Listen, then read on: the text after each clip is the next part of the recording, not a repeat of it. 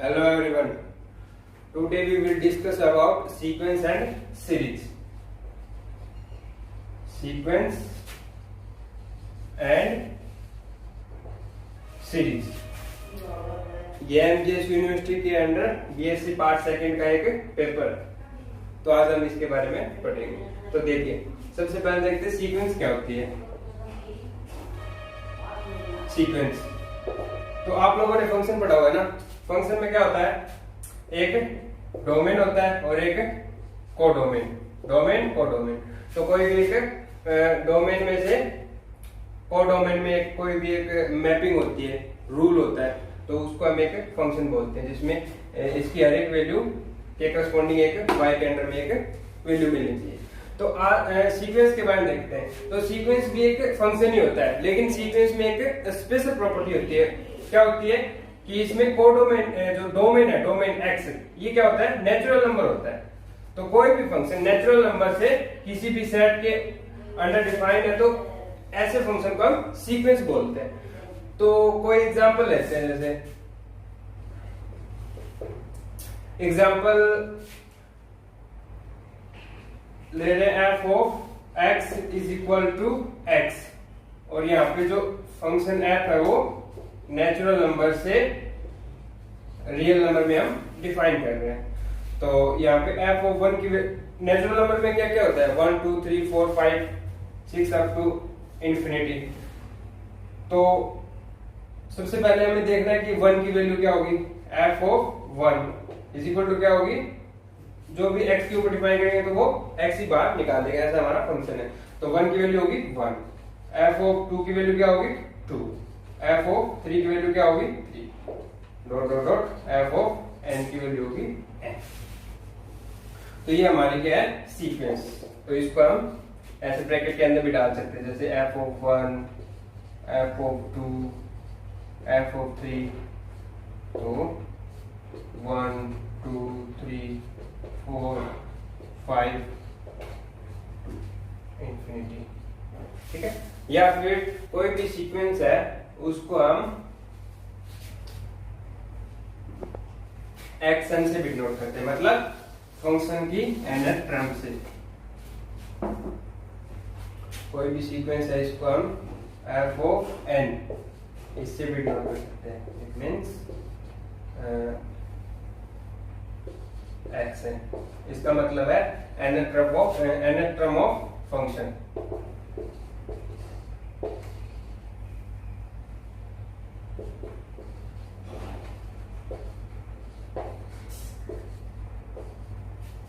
Okay guys,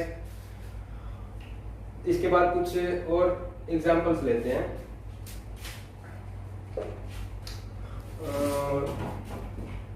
एक sequence ले रहे हैं जिसकी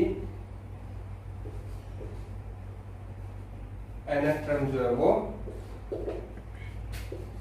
1/n टाइप का है।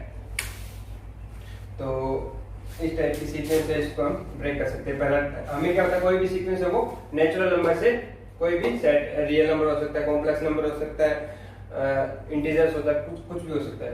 तो हम यहाँ पे क्या ले रहे हैं,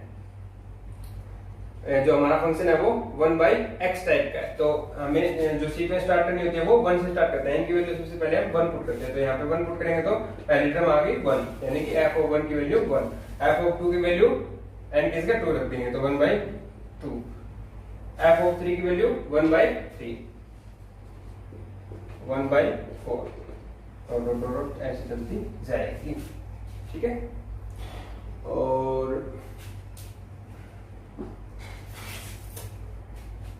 एक और एग्जांपल लेते हैं।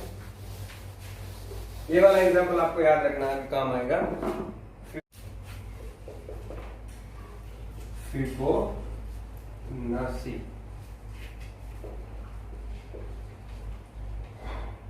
सीक्वेंस, ये इंपॉर्टेंट इसलिए क्योंकि इसमें रिकर्सिव प्रॉपर्टी लागू होती है। जैसे इसमें क्या होता है कि जो फंक्शन है इसमें f ऑफ 1 की वैल्यू है वो 1 होगी, f ऑफ 2 की वैल्यू क्या है वो 1 होगी, ठीक है। और आगे जितने भी टर्म है वो पीछे की दो टर्म को ऐड करने से हमें मिलेंगे, जैसे कि f ऑफ n+1 है या फिर f of n plus one है वो f of n plus f of n minus one. इसको हम एफ ऑफ वन से डिनोट कर सकते हैं और इसको एफ ऑफ टू से। तो ये क्या हो गया f of n plus one. इसको हम लिखेंगे f of n plus f of n minus one. Okay guys, limit के बारे में पढ़ते हैं, या फिर कोई सीक्वेंस है वो कन्वर्जेंट कब होती है। तो a sequence x n in R is said to be converge to x, x belong to are.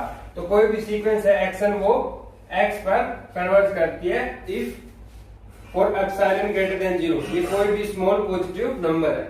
For epsilon greater than zero there exist कोई एक ऐसा एन नोट, नेचुरल नंबर में कोई एक ऐसा नंबर मिलना चाहिए सच दैट कि action minus x, action minus x sequence के एन टर्म और जो हम जिसको हम लिमिट मानेंगे उसमें उसका डिफरेंस उस एप्सिलॉन से कम होना चाहिए। कब? फॉर ऑल नेचुरल नंबर जो एन नोट लिया था हमने, इससे आगे जितने भी नेचुरल नंबर है उनके ऊपर जो सीक्वेंस की वैल्यू है इसके और एक्स के बीच में जो हमारा डिफरेंस है वो एप्सिलॉन से कम होना चाहिए। तब हम बोलेंगे कि जो सीक्वेंस है एक्सन है वो इस पॉइंट एक्स पे कन्वर्ज करती है। और इसको हम इससे भी नोट कर सकते हैं, x n converge to x as n tends to infinity. जब एन है वो इंफिनिटी की तरफ टेंड करेगा तो हमारी जो एक्सन है वो किस पॉइंट पे टेंड कर रही है, यही पॉइंट उस सीक्वेंस का लिमिट पॉइंट लिमिट कहलाती है। ठीक है, ओके। तो कोई भी सीक्वेंस कन्वर्जेंट सीक्वेंस है तो उसके कभी भी दो लिमिट नहीं हो सकती, यानी कि यूनिक लिमिट मिलेगी। तो उसके बारे में देखते हैं। और ये जो मैं करवाने वाला हूं ये वाला थ्योरम बहुत इंपॉर्टेंट है एग्जाम के लिए।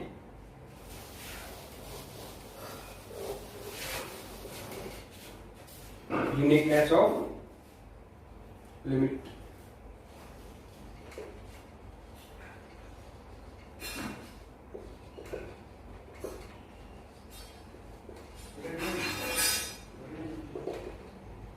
तो फर्स्ट ऑफ ऑल हम मानते हैं कि कोई भी सीक्वेंस है उसकी दो लिमिट है। Let x n be a sequence and x double dash are two limit of sequence xn। तो जो एप्सिलॉन डेल्टा डेफिनेशन उसके हिसाब से क्या होगा, for every epsilon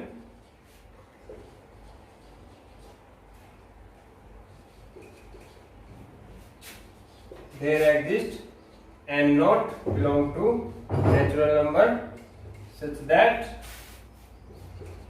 xn minus x dash is less than epsilon, या फिर ठीक है epsilon for all n greater than n not। ये तो किसके लिए था कि जो x dash है वो उसकी xn की लिमिट है, तो उसके लिए ये लगा दिया। आप सिमिलरली क्या x डबल डैश भी इसकी एक लिमिट है, तो इसके लिए भी हम यूज कर सकते हैं। For epsilon greater than zero there exist for every epsilon greater than zero there exist N one belong to N such that x n minus x double dash less than epsilon for all n greater than n1। Okay, now यहां से हम क्या बोल रहे हैं कि n note से जितने बड़े n है उनके रिस्पेक्ट में जो एक्सन मिलेगा उसका और x डैश का जो डिफरेंस है वो एप्सिलॉन से लेस होगा। और यहां से हम क्या बोल रहे हैं कि n1 से जितने बड़े n है उनके करस्पॉन्डिंग जो xn है उसमें और x डबल डैश में जो डिफरेंस है वो एप्सिलॉन से लेस होगा। तब हम इन दोनों का मैक्सिमम ले लेते हैं, x नॉट और x1 में से मैक्सिमम ले लिया। मान लो वो है n या फिर m ले लो, ठीक है। m इज इक्वल टू क्या है, मैक्सिमम ऑफ एन नॉट और एन वन। तो m से बड़े कोई भी n लेंगे, मान लो for n greater than m, उसके लिए क्या होगा कि x n minus x dash is less than epsilon and x n minus x double dash is less than epsilon for n greater than equal to n, because of ये m है वो n not से भी बड़ा है and n1 से भी बड़ा है। तो n1 और n नोट से बड़ा है तब तो ये वाली प्रॉपर्टी फॉलो होगी, n1 से बड़ा है तब ये वाली प्रॉपर्टी फॉलो होगी। अब देखो इनको कंबाइन लेते हैं, हम ले रहे हैं कि x dash minus x double dash, तो इसमें हम xn ऐड कर देंगे, xn सब्ट्रैक्ट कर देंगे, तो x dash minus xn plus xn minus x double dash. ठीक है, तो अब इसमें जो ट्रायंगुलर इनइक्वालिटी वो लगाते हैं, उसमें क्या होता है x1 minus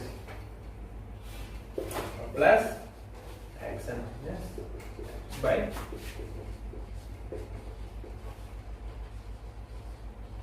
triangular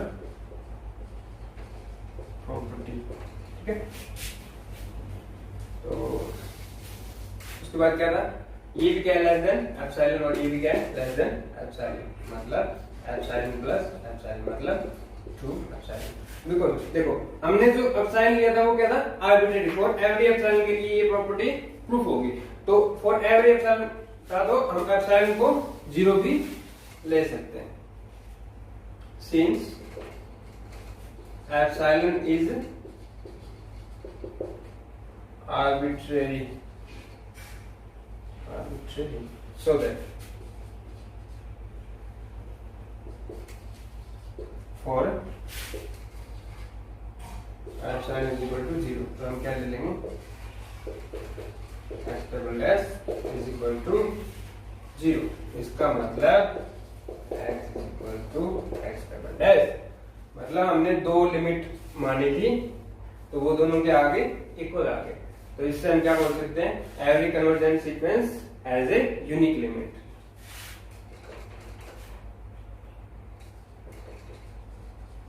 every convergent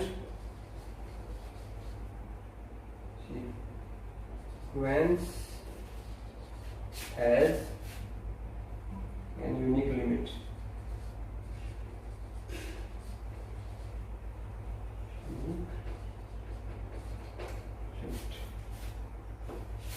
okay guys, अब इसके बाद कुछ और प्रॉपर्टीज हैं वो पढ़ेंगे हम।